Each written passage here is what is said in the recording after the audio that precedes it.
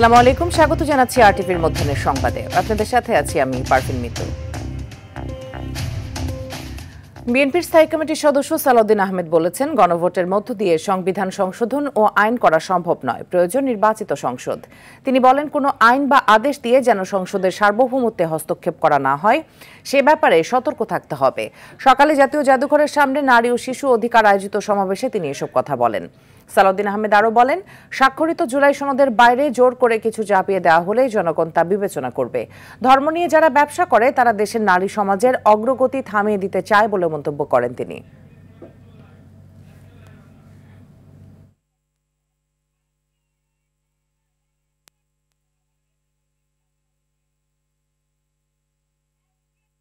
বাংলাদেশের জাতীয় সংসদের সার্বভৌম হাউস, যে হাউসের যে সীমালাপ আলোচনা কার্যক্রম আদালতে চ্যালেঞ্জ করা যায় না, সেই জাতীয় সংসদের সার্বভৌমত্বকে ডিক্টেট করানোর মতো কোন সংস্থা, কোন আরোপিত বিষয় থাকতে পারে না, সেটা আমরা পুনরুচ্চারণ করছি। হাইকোর্টের সামনে বৃহস্পতিবার খণ্ডিত মরদেহ উদ্ধারের ঘটনায় নিহত আশরাফুল হকের বন্ধু জরেজকে আসামি করে শাহবাগ থানায় মামলা করেছে নিহতের পরিবার। শুক্রবার সকালে শাহবাগ থানায় মামলাটি দায়ের করা হয়। মামলায় জরেজের পাশাপাশি অজ্ঞাতনামা বেশ কয়েকজনকে আসামি করা হয়েছে। সকালে মরদেহ নিতে ঢাকা মেডিকেলে মর্গে আসেন আশরাফুল হকের পরিবারের সদস্যরা। তারা জানান, কারোর সাথে আশরাফুলের শত্রুতা না থাকলেও 3 দিন আগে বন্ধু জরেজের সাথে ঢাকা আসেন আশরাফুল। এরপর থেকেই মোবাইল যোগাযোগ বিচ্ছিন্ন হয়ে যায়। সবশেষ 3 দিন আগে মোবাইল ফোনে কল করলে ও পাশ থেকে রিসিভ করে জানানো হয় মোবাইলটি কেউ কুড়িয়ে পেয়েছেন। সুষ্ঠু তদন্ত করে প্রকৃত আসামিকে গ্রেপ্তার করে সর্বোচ্চ শাস্তি নিশ্চিত করার দাবি জানিয়েছে পরিবারের সদস্যরা।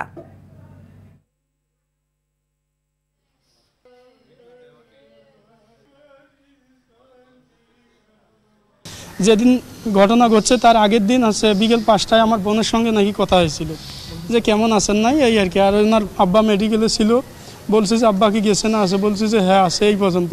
যারা খুন করছে আল্লাহ তাদের আমি শাস্তি চাই আল্লাহ।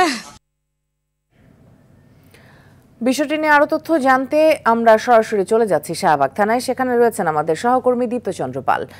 দীপ্ত, হত্যাকাণ্ডের সাথে সংশ্লিষ্ট কোনো ক্লু জানতে পেরেছেন কিনা, পুলিশ কি বলছেন জানাবেন।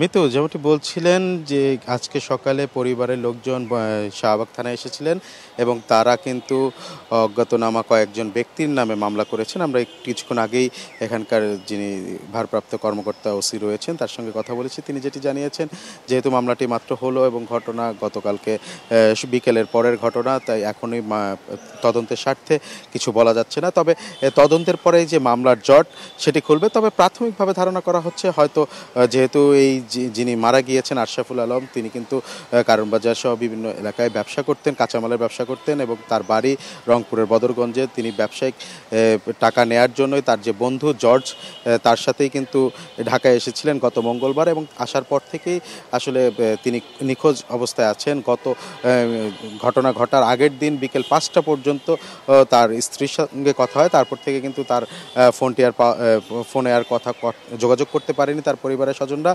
তারপরে যখন তারা এলাকার বিভিন্ন আত্মীয় স্বজনের বাড়িতে খোঁজাখুঁজি শুরু করেন, কিন্তু না পেরে যখন কালকে মিডিয়াতে গণমাধ্যমে যখন তার ছবিটি প্রকাশ পায় এবং এই ঘটনাটি প্রকাশ পায়, তখন কিন্তু তারা সঙ্গে সঙ্গে আজকে ঢাকায় এসে তারা মামলা করেন এবং মামলা করার পরে তারা ঢাকা মেডিকেল মর্গে গিয়েছেন এবং মর্গে যে তারা যেটি বলছেন যে তারা যেই বন্ধুর সাথে এসেছেন তাকেও খুঁজে পাওয়া যাচ্ছে না।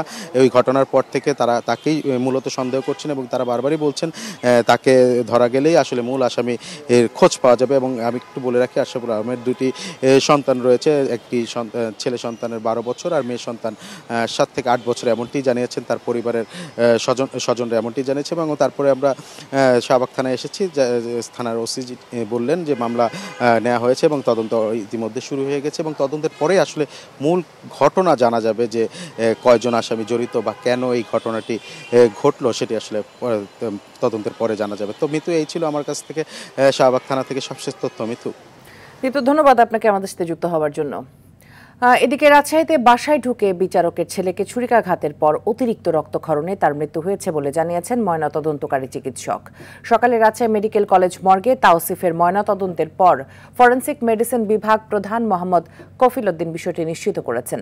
এই চিকিৎসক জানান, তাওসিফের দেহে একাধিক আঘাতের চিহ্ন রয়েছে, অভ্যন্তরীণ রক্তক্ষরণেই তার মৃত্যু হয়েছে। এছাড়াও তার গলায়, ডান পাশের উরু এবং বাম পাশের পায়েও আঘাতের চিহ্ন আছে। বেলা 11টার দিকে মহানগর দায়রা জজ আদালতের বিচারক আব্দুর রহমান উপস্থিত থেকে ছেলে তাওসিফের মরদেহ গ্রহণ করেন। পরে মরদেহ নিয়ে গ্রামের বাড়ি জামালপুরের উদ্দেশ্যে রওনা দেন পরিবারের সদস্যরা। সেখানে জানাজা শেষে পারিবারিক গোরস্থানে তাকে দাফন করার কথা রয়েছে। এই ঘটনায় অভিযুক্ত লিমন মিয়াকে আগেই আটক করেছে পুলিশ।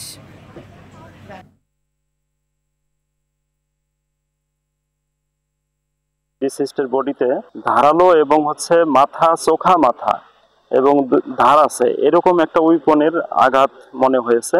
এই আঘাতের কারণে অভ্যন্তরীণ রক্তক্ষরণে ডিসিজড শকে চলে যায়, শকে গিয়ে তার মৃত্যুটা হয়। দর্শক, এই বিষয়ে আরো জানাতে রাজশাহী থেকে সরাসরি যুক্ত হচ্ছেন সহকর্মী মোস্তাফিজ রকি। রকি, জানাবেন বিচারকের পরিবারের এই যে হামলার ঘটনায় আর কোনো তথ্য আছে কিনা আপনার কাছে?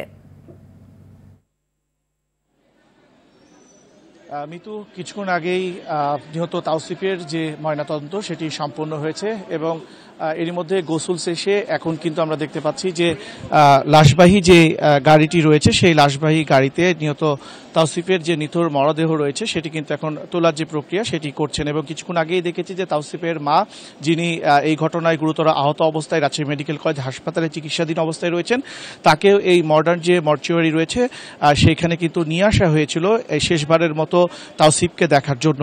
এবং এখানে মোটামুটি বলা যায় যে সকল যে প্রক্রিয়া সেটি এর মধ্যে সম্পূর্ণ হয়েছে এবং অল্প কিছুক্ষণের মধ্যে জামালপুরের যে সরিষাবাড়ি চকপাড়া যে গ্রাম রয়েছে তাদেরকে সেখানে কিন্তু আসলে নিহত তাওসিফকে পারিবারিক যে গোরস্থানে সেখানে কিন্তু দাফন সম্পন্ন করা হতে পারে। এর আগে তাওসিফের পরিবারের পক্ষ থেকে বলা হচ্ছিল যে রাজশাহী যে মহানগর যে দায়রা জজ আদালত রয়েছে সেখানে একটি জানাজার অনুষ্ঠিত হওয়ার কথা ছিল, তবে সেখানে এখন জানাজা হচ্ছে না।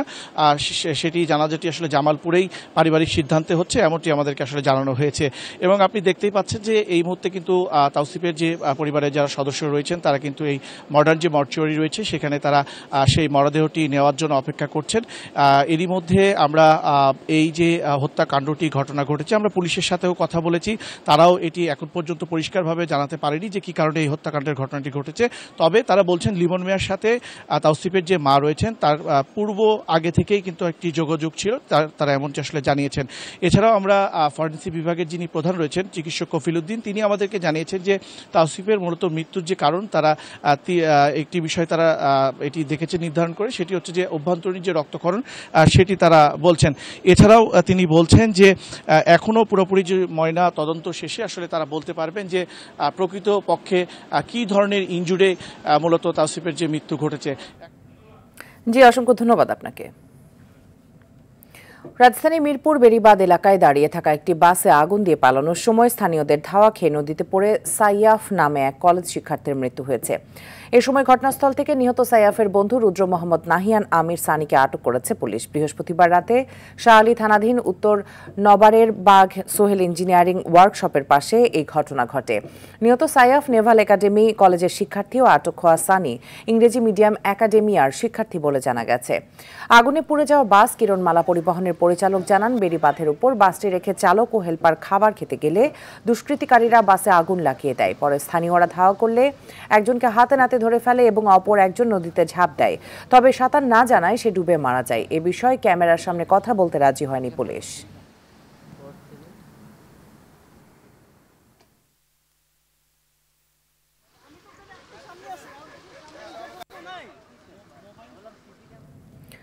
দেশের বিভিন্ন জেলায় দুর্বৃত্তরা বাসে আগুন দিয়েছে। ভোরে সাভারের আশুলিয়ায় দাঁড়িয়ে থাকা একটি পিকআপ ভ্যানে আগুন দিয়েছে দুর্বৃত্তরা। বরগুনার আমতলী ফেরিঘাট পার্কিং এ থাকা যাত্রীবিহীন বাসে আগুন দিয়েছে দুর্বৃত্তরা। এই ঘটনায় 5 জনকে আটক করেছে পুলিশ। বৃহস্পতিবার দিবাগত রাতে মানিকগঞ্জের শিবালয়ে বাসে আগুন দিয়েছে দুর্বৃত্তরা। এতে গুরুতর দগ্ধ হন বাস চালক তাবেজ খান। এদিকে গতকাল ফরিদপুরে ভাঙ্গা উপজেলার মনসুরাবাদ এলাকায় 32 বোতল পেট্রোল বোমা সদৃশ্য বোতল উদ্ধার করেছে পুলিশ। শীতের মৌসুম শুরু হলেও কমছে না ডেঙ্গুর প্রাদুর্ভাব। উল্টো রাজধানীর হাসপাতালগুলোতে বেড়েছে রোগীর সংখ্যা। নানা উপসর্গে এবং তীব্র জ্বর নিয়ে দুর্বল শরীরে চরম ভোগান্তি পোহাচ্ছেন রোগী ও স্বজনরা। রোগীরা বলছেন একই পরিবারের অধিকাংশ সদস্য ডেঙ্গুতে আক্রান্ত হচ্ছে। এছাড়া স্থানীয় পর্যায়ে সুচিকিৎসা না থাকায় রাজধানী সরকারি হাসপাতালে ভিড় বেড়েছে। নানা হাসপাতাল ঘুরে চিকিৎসা পেতে রোগীদের হয়রানির শিকারও হতে হচ্ছে বলে অভিযোগ করেন। এই অবস্থায় সংশ্লিষ্ট কর্তৃপক্ষের পাশাপাশি সাধারণ মানুষ সচেতন না হলে ডেঙ্গু প্রতিরোধ সম্ভব না বলে জানান চিকিৎসকরা।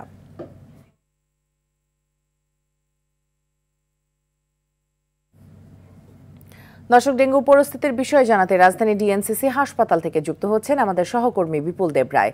বিপুল, হাসপাতালের রোগীরা কি ধরনের উপসর্গ নিয়ে আসেন এবং চিকিৎসকরা কি বলছেন?